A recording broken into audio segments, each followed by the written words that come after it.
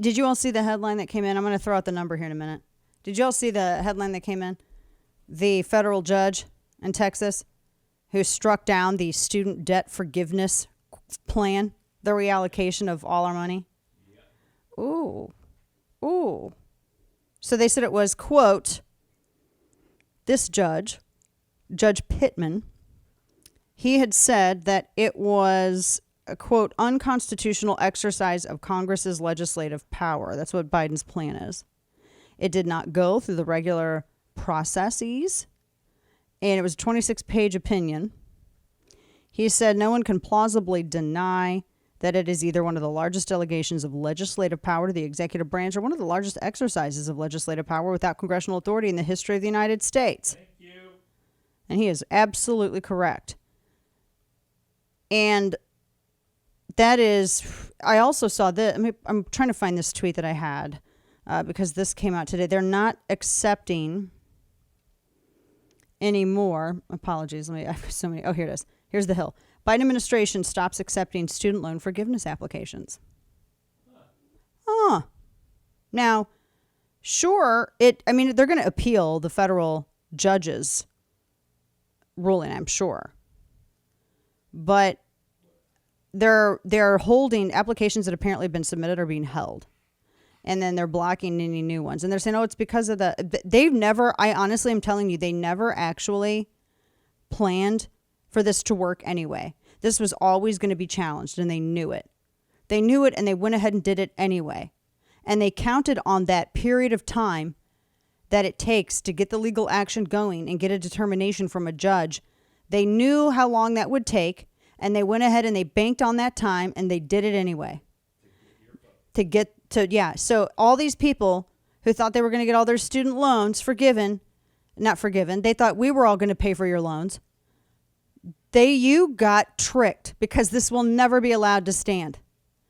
Warned you. You get what you voted for. I think anybody that voted for that and then is going to get mad, you deserved it because you thought you were getting a payout and you're not. Because it's not going to stand. And it's not just this federal judge. They can appeal it 6 ways to Sunday. There is no way in hell it's going to stand. It's just, there's too much against it. But they knew this. And this is what gets me. The people who voted for this because they thought they were getting something, they're not going to be mad at the people who swindled them. They're going to be mad at the people who are like, yeah, well, that's how it should be. This is exactly how it should run. They're going to get mad at those people. Yep. Just like they voted for the damn people that nationalized student loans, jacking up the cost of college education. And they keep voting for the same people who did it. That you vote for the party that was all in on making college unaffordable, making it to where you're going to be in debt forever from a damn student loan because they wanted to nationalize it. And they did under Obama Biden. Elizabeth Warren and Bernie Sanders all voted for it.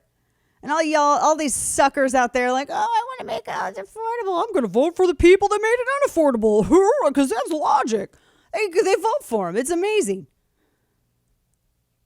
So I'm not surprised at this, but it's a bait and trick. It's what it is. But we told you. We told you it was going to happen. We warned you, and now here it is.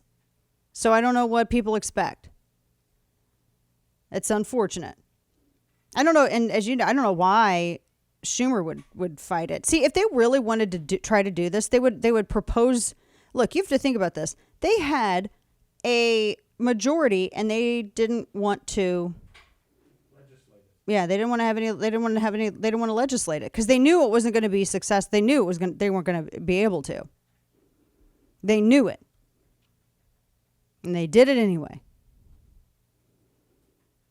But they want you to think that it is all the fault of one party when actually they just didn't want to commit to pushing forward any kind of legislation, and that's ultimately what it comes down to. Just like they didn't do anything with abortion state by state. They didn't do anything with education at the national level. Just like they never did anything with immigration. They always, even when they had a supermajority for the first half of Obama's first term, they had a supermajority. That means they could have steamrolled over everybody. And they didn't do a damn thing. not on immigration or anything else. And then they wanted to act like, oh, it's because Republicans blocked us. You guys didn't have the legislative willpower to do it.